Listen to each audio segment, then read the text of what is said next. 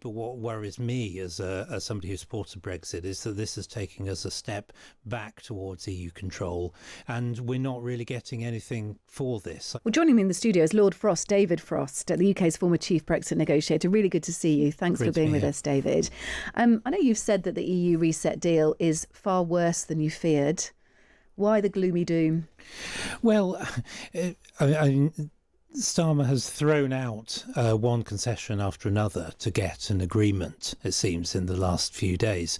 And to do it, he's done many of the things that those of us who wanted Brexit were trying to avoid. That is, control of our laws and our rules by Brussels. And he said in that clip you just played that it respected his manifesto commitments. Well, that's for him to justify, but he's effectively joining the single market for agri-food. The document itself says that they plan to join the single market for electricity and for carbon trading, and that has customs elements as well. So, what really worries me, and I appreciate many won't agree, but what worries me as somebody who supported Brexit is that this is taking us a step back towards EU control, and we're not really getting anything for this. I very much doubt that it will deliver the economic benefits that he says. In fact, I think it will go the other way, because it is going to prevent us innovating, doing things in our way in these areas in the future. OK, so your concerns are linked to the fact that on agri, so things like, well, we actually don't know on gene-edited crops, for example, we don't know what the outcome of that is. We fear the outcome might be that we have to align to EU regulation, which means we can't go at our own pace with major advances with gene-edited crops, right, for example, because we have to work with the slow-winding cogs of the EU. Now, that is a concern, but that is not a definite yet. On the electricity issue and sort of a single market on energy, as you say, what this does mean, this is agreeing to merge, the EU and the UK have agreed to merge their net zero emissions trading schemes. It allows Britain to avoid paying around £800 million under an EU carbon tax that comes into force next year. We can basically trade the carbon tax we are due to pay, and it'll make it easier to import and export renewable power between Britain and the European mainland via undersea connectors. So it means that the UK can bring in hydroelectric or nuclear power when the wind isn't blowing, and we can sell wind power when we've got too much of it, which at the moment we have to close down wind farms or collection of wind when we've got too much. We can't do anything with it. We can do all those things now, and we do all those things now. We import and export power from the rest of Europe now. What it does is slightly change the trading terms, and I think some of those figures are a bit suspect.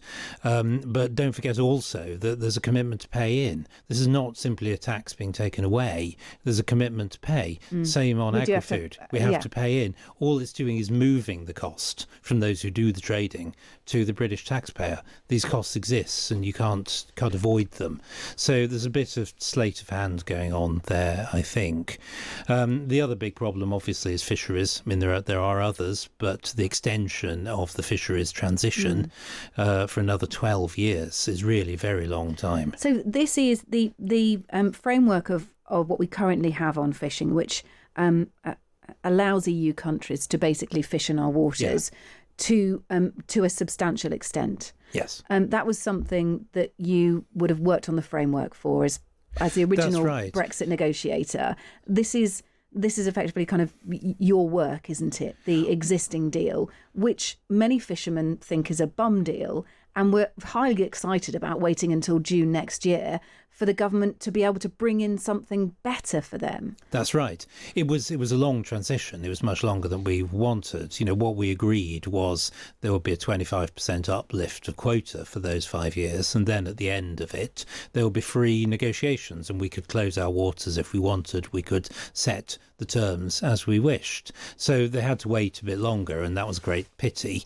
But the period is almost up now, and now they've got to wait another 12 years on exactly those terms. So, we would never have agreed to a 17.5-year transition period, but that's what the fisheries industry has ended up with. Yeah, I mean, look, fishing might be the sacrificial lamb. We export 70% of our fish anyway. And that will benefit, won't it, from quicker checks through the borders and the fact that we can now, export raw meat, sausages, salmon. Well, salmon's a difficult one to look at, but we can effectively now sell into the EU products, raw meat and fish products that we couldn't before. Well, we could sell fish. Again, there was more paperwork. This will remove some of the paperwork, but at a cost. We do sell. I mean, the sausage seems to become a bit sort of totemic in Brexit, but we do sell sausages. We actually sell more sausages to the French and Spanish than we did before Brexit. So why is this different? They have to be frozen. Okay, that's why. But it's this myth that it can't be done is not really true. Okay, so look, fishing is effectively a continuation of the deal you brokered, and what Keir Starmer has decided to do, you say, is continue with that not so great deal. He's basically made that the sacrifice.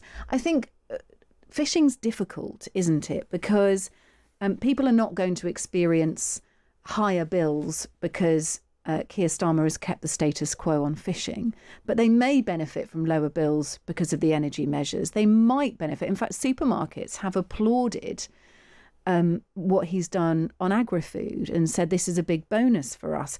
Large business organisations like the CBI have come out and applauded this. Most big businesses or industry organisations have come out and applauded this, apart from fisheries. So is there a concession there from you that actually some of the nitty-gritty stuff we might not like in this deal, but it is being received well?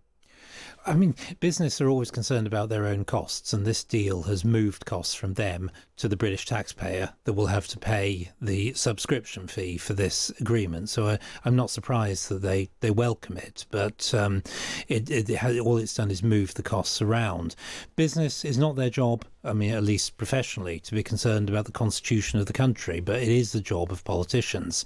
And what this will have done when it comes into force is to move lawmaking on this area from London to Brussels, and we won't get a say in it. And that's a very fundamental constitutional point. And, it does have to be factored in to debates on this. It isn't only about paperwork, it's about governance and democracy.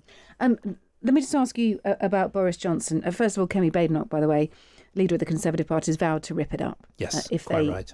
If they get into office. Boris Johnson's had some choice words to say about it as well. I'm sure you've been reading these. He sort of likened it to an orange in the mouth gimp mask, hasn't he? Which we've been, quizzing ourselves over this evening. He basically said what's been agreed would be almost unthinkable for previous governments of different persuasions.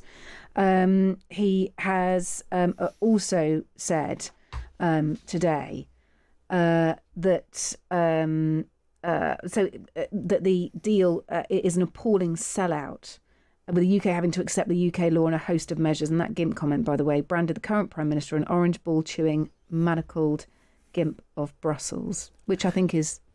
I don't think, he approves. A bit unnecessary? Yeah. Well, Boris has his own way of expressing himself, and he gets people to listen in that way. Is he on the march? Well, you'll have to ask him. I mean, I talk to him from time to time. He takes great interest in Brexit issues still, as his statement today suggests, as to what his own plans are. I couldn't possibly speculate. Could you imagine him back in politics? Will this rile him up to a point where he thinks, hang on a minute, I need more of a say. I need more of a stake in this. Well, as I say, I can't speak for him. I don't know what he's thinking about. I think it's a pity for British politics that Boris kind of is not on the front line, even though I haven't agreed with everything he's done in domestic politics. But he's got the ability to connect and to get people to listen. Well, I as I say, I don't speak for him. I don't encourage him one way or the other. But I think you would like to see him back. It's a pity he got defenestrated quite so brutally 2 or 3 years ago. All right, well, listen, really good to speak to you. Thank you very much for coming in. Lord Frost, David Frost, the UK's former chief Brexit negotiator. Some interesting things to think about there. Thank you.